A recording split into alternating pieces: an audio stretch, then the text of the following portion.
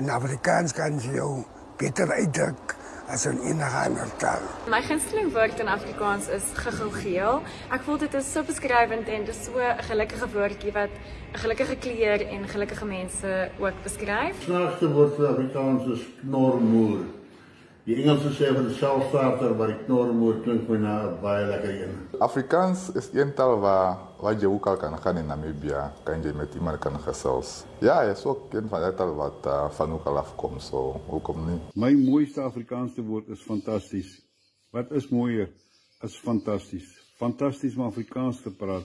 Het is fantastisch om goeie vriende te hê. Het is fantastisch om vanaand te gaan slaap en te sê, wat 'n wonderlike en fantastiese dag het ons nie gehad nie. Sowieso. Baie mense spreek dit uit sowieso. Ja, hy is maklik, hy is gesellig en so vriendelike taal. Wat 'n mooi taal, Afrikaans, fantasties om Afrikaans te kan praat.